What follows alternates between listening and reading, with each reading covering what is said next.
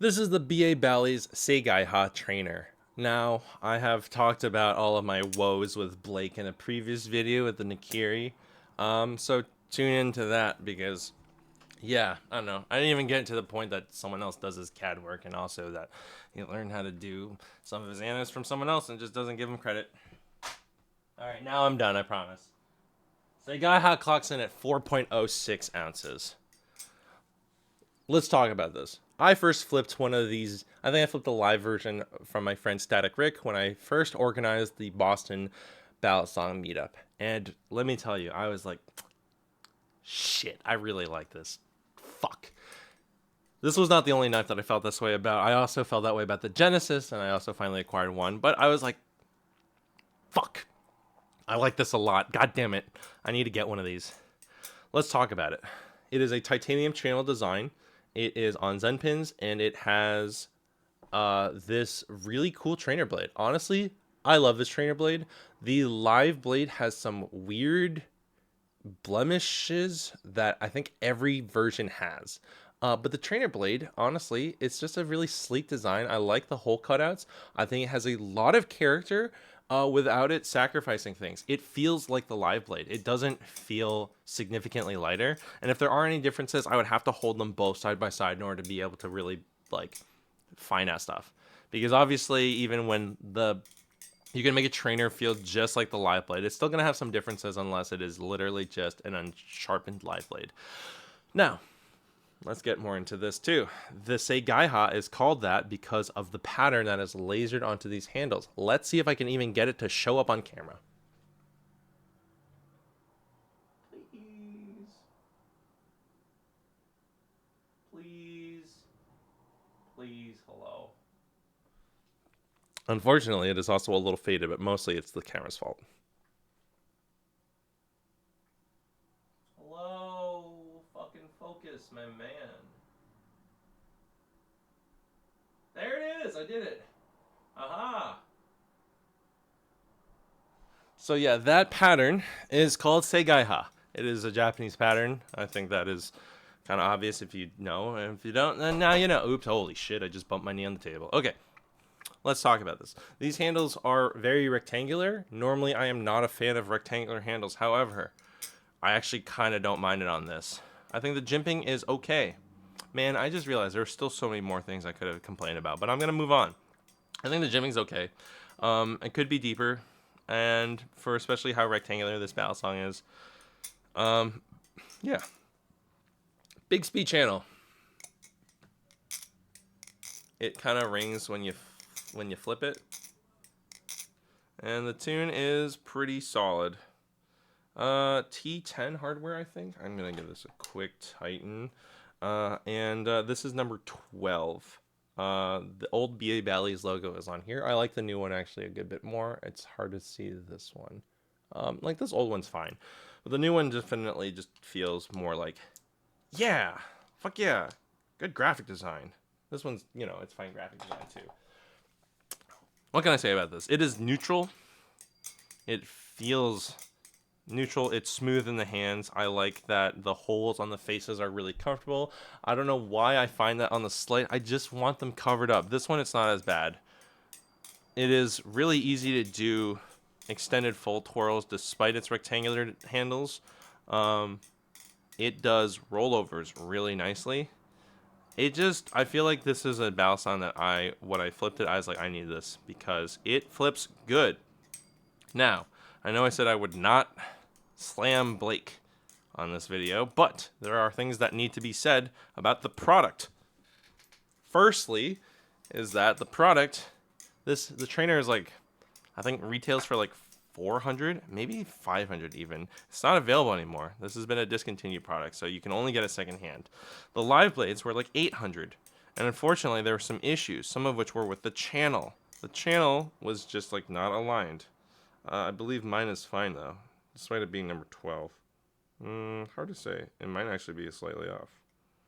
I haven't even done the research to see if my channel is slightly off. In fact, is it? Might be actually a little bit. And it's possible. It's hard to say if maybe this one.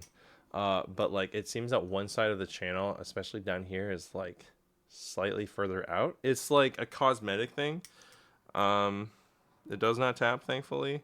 These are really thick blades.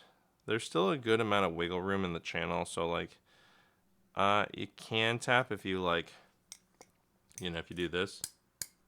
But yeah, thankfully it doesn't tap by that.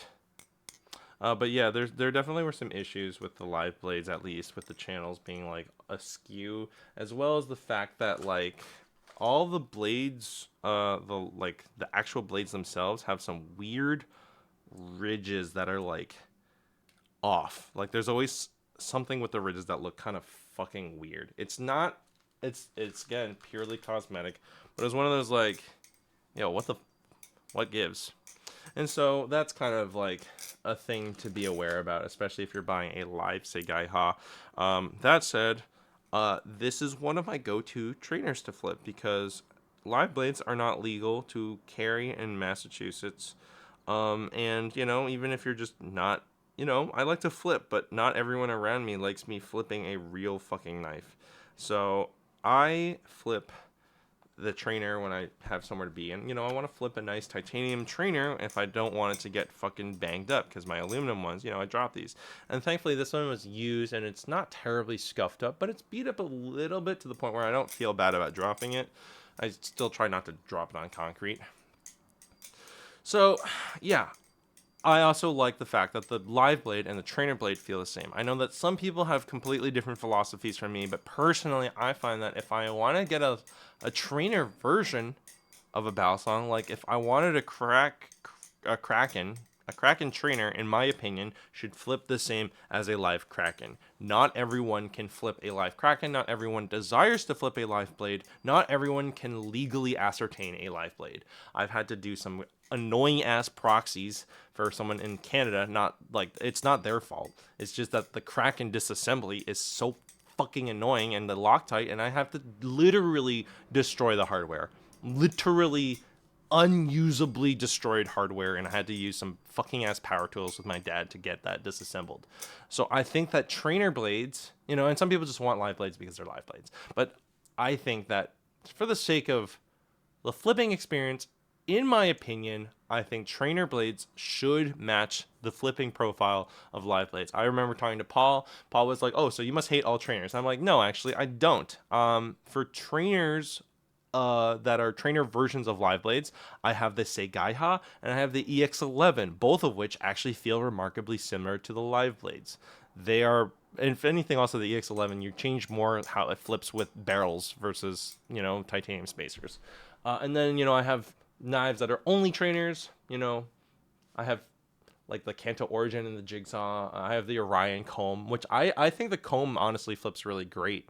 And I also have custom spacers that make it flip really good. And then I also have a rep that the blade it's a diamond trainer by MC. So like, the diamond trainer, it's not trying to be something else. It's not trying to be a trainer version of something else. It's its own thing, So personally, I find that, if you're going to have a trainer version of a Balisong, I think it should match the flipping experience of the original because, if it doesn't, then just make a different style. You could just have like lighter blades. Some people will just be like, oh, the trainers will just be lighter and more handle bias and less fun to flip. And it just kind of goes back into the feeling of like people hating on trainers for reasons that I don't necessarily think are good reasons. Some people, like, I think there's also just a stigma of trainers being like shitty. The old days of trainers, they looked like fucking butter knives with holes in them and they look awful, like the old 4X trainers. I think this trainer looks gorgeous. I think this whole pattern looks gorgeous. I think there's a lot of character to this. I think it looks really cool. I even like the fucking trident. Not everyone, some people hate the trident, the Balis tridents look, but like the Kraken trainer and a bunch of other trainers, and unfortunately the fucking Hybel Menace trainer with aluminum handles, like it could have been really cool. It could have been. But like when you make trainer blades that just are way lighter, I don't I don't want that. I know some people are like, I want a unique flipping experience because if I wanted the live blade, if I wanted the live blade flipping experience, I would have just gotten a live blade. But like, not everyone can get a live blade. Not everyone wants a live blade. Live blades are inherently more dangerous. Yes, you could put tape on it, but again, some people live in Canada. Some people just don't want to do that. They just want to have a nice thing that they don't have to put ugly ass tape on. And so, yeah. So again, I think that the Seigaiha trainer does a very good job of matching the live blade flipping experience. It is very fun. It feels very good. Likewise, I think that the EX11 and the EX trainers by Jeff Duma are also all very good. I forgot. I need to reach out to him. He's someone that I need to interview. And so, yeah, those are my thoughts on things. Also, just like, again, I don't know why the Hybel Menace was like, we're going to make aluminum handles and have the most blade biased fucking thing. Like, Hybel, you make really good things. Why would you do this? So that's my 2 cents. Thanks for tuning in. Seigaiha Trainer is really fun. You might be able to find one secondhand for under $400. If that's the case, I honestly do think it's worth picking up. But yeah, unfortunately, also the laser pattern fades, and I don't expect that I could get this fixed up without paying a pretty penny for it. So thanks for tuning in. Like, comment, subscribe, click the bell for notifications, and happy flipping. Donate to the coffee too, because a little bit goes a long way, and help me get to 500 subs. So yeah. Also, I think also everyone's just moving from Instagram to Twitter. I don't actually know if that's going to work out because no one is following each other currently. But if you want to follow me on Twitter, I'm also at Chalwang Audio, just like I am on Instagram. So see you there. Have a good one.